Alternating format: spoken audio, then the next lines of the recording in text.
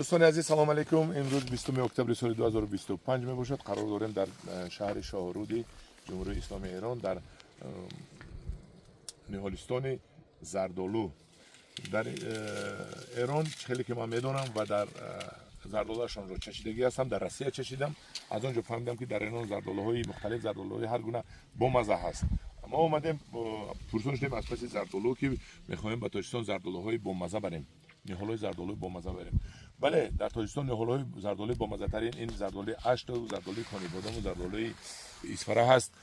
تکرار نکنید که این زردآلو بهترین است. من میدونم که اونها زردآلو بهترین است، لیکن باز میخوایم که دیگر نمو زردآلوها رو آورده در تاجیکستان وارد کنیم، نشنامو بینیم که کدام زردآلوهای بهترین با در تاجیکستان میشود و از این زردآلوهای بهترین هم در تاجیکستان ما بسیار کنیم تا خلق ما از این زردآلوها استعمال کنند. خوب است که زردآلوهای ما خوب است. با زردآلوهای خوب با بریم پر کنیم با بهتر می شود ان شاء الله. آقای عمری سلام علیکم. سلام، خوش آمدید. تشکر، خوش آمدید به گروه ما.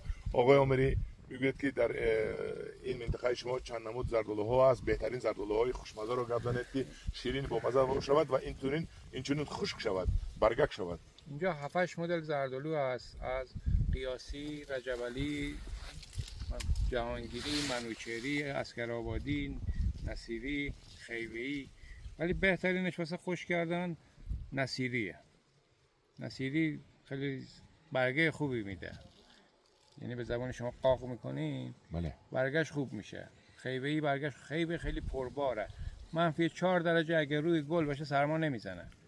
جهانگیری -4 درجه سرما نمیزنه تو گل. -4 منهای 4 خنوق نمیزنه است، نمیزنه، سرما نمیگیره. گل باز باشه، شکوفه باز باشه، سرما نمیزنه.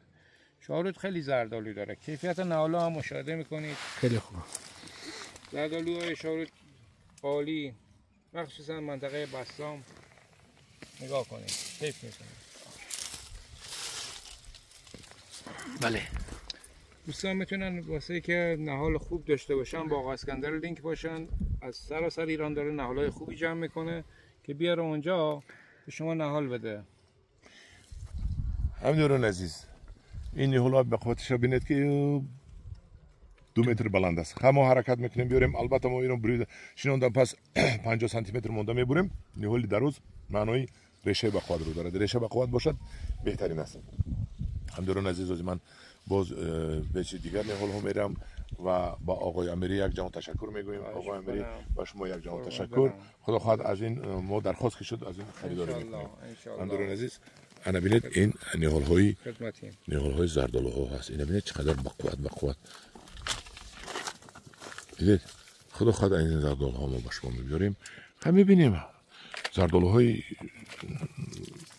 بهترین رو پیوند میکنن. زردآلویی که فچ است و بیزه بس هیچ وقت در یگانجا پیوند کرده او رو زیاد نمیکنن و به فروش نمیبرن. همین که پیوند شد به فروش ببرند و زردآلو بهترین است. در پناه خدا باشید.